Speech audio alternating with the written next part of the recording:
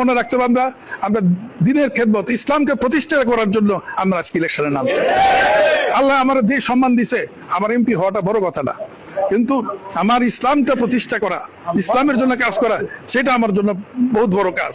আমি 5.5 বছর রাষ্ট্রদূত করে আইছি, আমার গাড়িতে ফ্ল্যাগ, বাড়িতে ফ্ল্যাগ, পুলিশ, আর্মি সবই ছিল, কিন্তু তারপর আমি শেষ জীবনে এখানে আসছি যে ইসলামের খেদমত করার জন্য, ইনশাল্লাহ। আমি ধন্যবাদ জানাই হুজুরকে, চরমনাই হুজুরকে, পীর সাহেবকে।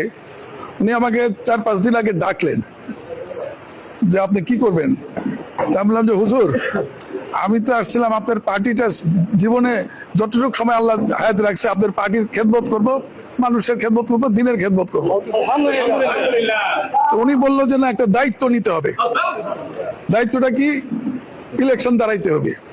তা আমি বললাম যে হুজুর, আমি তো ইলেকশন করতে আসিনি, আমি পার্টি করতে আসছি। না, এখন ইলেকশন করতে হবে, কারণ ইসলাম সংসদে প্রতিষ্ঠিত করতে হবে।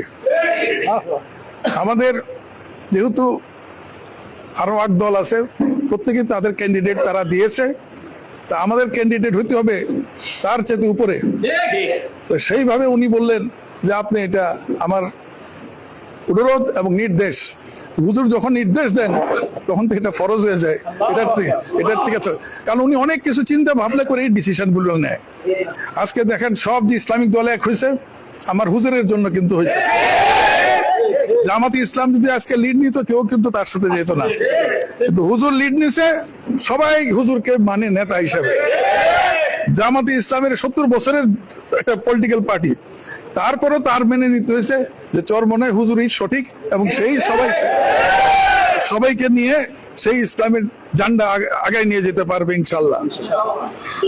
তো আপনারা সবাই অভিজ্ঞতা সম্পন্ন মানুষ, অনেক ইলেকশন দেখছে। বিশেষ করে আমার পাশে যারা হুজুররা বসে আছেন, তারা অনেকগুলা মূল্যবান কথা বলছেন।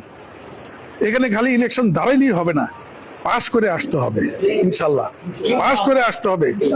তা আমার প্রতিপক্ষকে সেগুলো আগে হিসাবে নিতে হবে। আমার প্রতিপক্ষ আছে বিএনপি, আমার প্রতিপক্ষ আজ পর্যন্ত আছে জামাত। তারপরে সমন্বয় করে কি হবে সেটা তো পরের কথা আসে।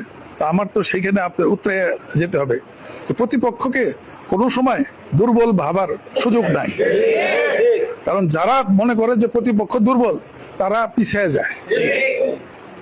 আজকে হুজুর সাহেব যেটা বলছে, ইলেকশন একটা কৌশল।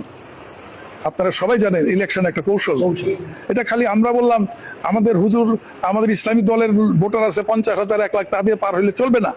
এখানে ভোটার আছে, মহিলা ভোটার আছে, এখানে ভোটার আছে, বিএনপি ভোটার আছে, এখানে সাধারণ ভোটার আছে, এখানে আওয়ামী লীগের ভোটার আছে। আমার বিশ্বাস যে হুজুর যেই